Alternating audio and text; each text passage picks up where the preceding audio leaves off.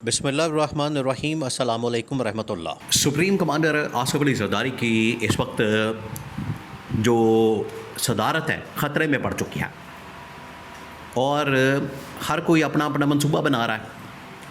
नून league का अपना मंसूबा मौजूद है, पीपल्स पार्टी का अपना मंसूबा मौजूद है, लेकिन हैरान कुन तौर पर ये नया बिल्कुल कॉन्सेप्ट सामने आया। बहुत बड़ी डेवलपमेंट हुई है। इस्टेब्लिशमेंट की जानिब से भी सुप्रीम कमांडर के लिए, सदर के लिए नाम सामने आ गया। अब आप हैरान हो गए, आपको समझ नहीं आएगी कि इस्टेब्लिशमेंट ने भी मैदान के अंदर उतार दिया है अपना उम्मीदवार ओहदा सदारत के लिए, सुप्रीम कमांडर के लिए। देखिए इस वक्त प्रैक्टिकली, हालांकि एक साल पहले जब तक पाकिस्तान इंडिया के दरमियान जंग नहीं हुई, जनरल आसिम जब तक फील्ड मार्शल नहीं बने और उनके पास CDF का, चीफ ऑफ डिफेंस फोर्सेस का ओहदा नहीं आया, तो प्रैक्टिकली जो फ़ौज का या तमाम की तमाम फोर्सेस का सुप्रीम कमांडर वो सदर था। अब सदर के पास के तमाम इख्तियारात थे बतौर सुप्रीम कमांडर ऑपरेट करना। उससे मराद ये था कि जब कभी फ़ौजी परेड होगी, जब कभी 23 मार्च की 14 अगस्त की तकरीब होगी, जब कभी इंटरनेशनल डेलीगेशन आएगा, तो सुप्रीम कमांडर के तौर पर उनका खिताब, फिर उसके बाद उनके साथ इंटरेक्शन, वो तमाम चीज़ें होंगी। अब वो रोल तकरीबन पिछले एक साल से ख़त्म हो गया, जब से जनरल आसिम ने फील्ड मार्शल का और जब से उन्होंने ये CDF का, चीफ ऑफ डिफेंस फोर्सेस का ओहदा संभाला। अब सूरत हाल ये है, मामला ये है कि मौजूदा जो इस वक्त आसिफ अली जरदारी सुप्रीम कमांडर है, इस्टेब्लिशमेंट को वो बिल्कुल भी नाकाबिल कबूल है, बर्दाश्त नहीं, काबिल कबूल नहीं है उनके लिए। क्योंकि इस किस्म का सदर और इस किस्म का सुप्रीम कमांडर जो ख़ुद बेचारा सही तरीके से खड़ा नहीं हो सकता, उसने मुल्क को क्या चलाना है, फ़ौज को क्या चलाना है। बिल्कुल उसी तरीके से शहबाज शरीफ एक नालायक भी और नाअहल भी।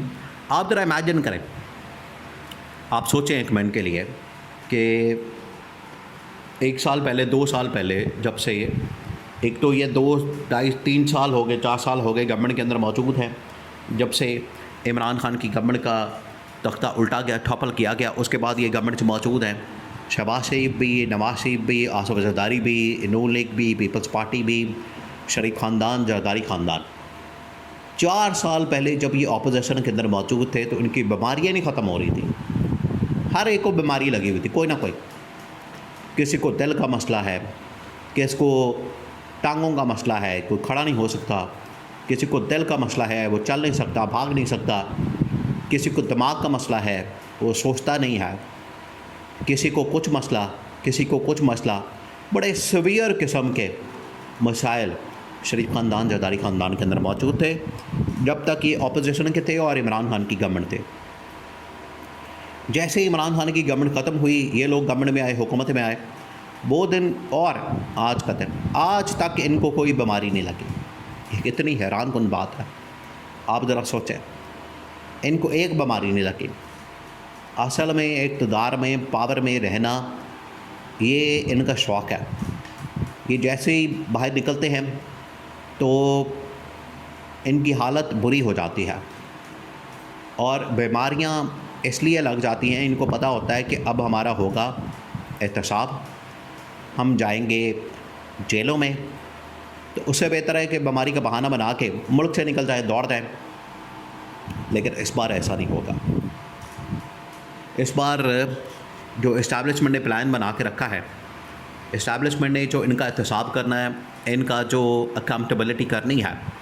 देखिए जनरल आसिम ने जो फ़ैसला किया है इनको हटाने का, गवर्नेंस मॉडल को चेंज करने का, एक तो ये फ़ैसला मौजूद है। दूसरा जो इंतहाई अहम तरीन फ़ैसला कंसेंसस के साथ, जिसमें ख़ास तौर पर टॉप जर्नलों ने बड़ा प्रेशर डाला, उन्होंने इस हवाले से इनके ऊपर दबाव डाला कि ये क्या बात हो, ये कौन सा तरीका है कि जब ये लोग गवर्नमेंट में आते हैं और 2 साल 3 साल 4 साल गवर्नमेंट के अंदर रहते हैं, उसके बाद इनको कोई पूछता ही नहीं, ना इनकी लूट मार, ना इनका एहतसाब, ना इसके मतलब कोई बातचीत।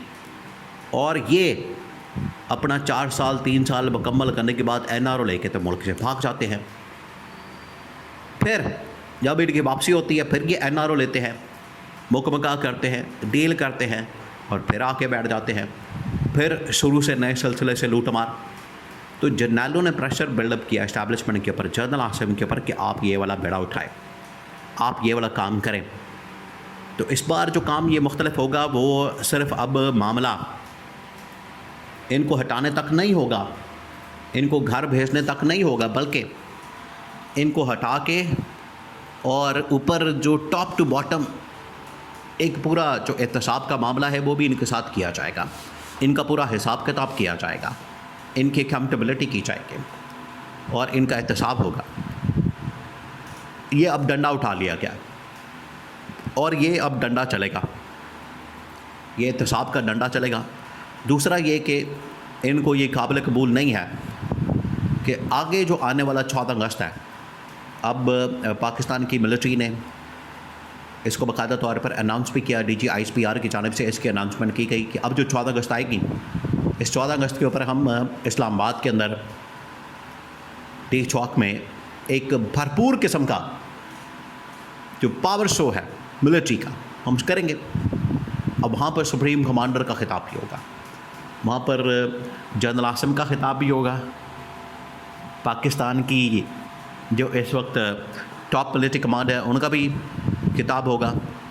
सुप्रीम कमांडर के लिए वो जरदारी को बिल्कुल नहीं आगे लाना चाहते, जिसकी ना UAE के अंदर इज़्ज़त है, ना सऊदी अरब के अंदर, ना चाइना के अंदर, ना अमेरिका के अंदर। अमेरिका डेलीगेशन यहाँ पर आता है, ईरान का डेलीगेशन आता है, उनकी मुलाकात ही नहीं होती।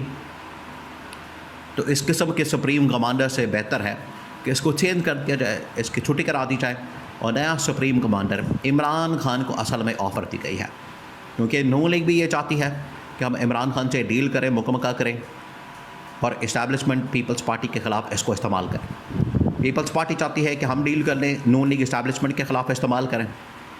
तो इस्टेब्लिशमेंट ने फ़ैसला किया कि इससे पहले ये दोनों कोई वारदात डालें, इस हवाले से ये कोई कार्रवाई करें, इस हवाले से इनकी जानिब से कोई मखारी की जाए, इनकी जानिब से कोई साजिश तैयार की जाए, इनकी जानिब से कुछ काम किया जाए। हम इमरान खान को ऑफ़र देते हैं और इमरान खान को सुप्रीम कमांडर सदर बनने के लिए ओहदा सदारत की ऑफ़र की जाती है, ताकि PTI आए, वो सदर बन जाए और फिर बतौर सुप्रीम कमांडर इमरान खान का पहला खिताब 14 अगस्त के मौके पर रख दिया जाए, ताकि वहाँ से दुनिया को एक ताकतवर, मजबूत, खुशहाल पाकिस्तान का पैगाम दिया जाए।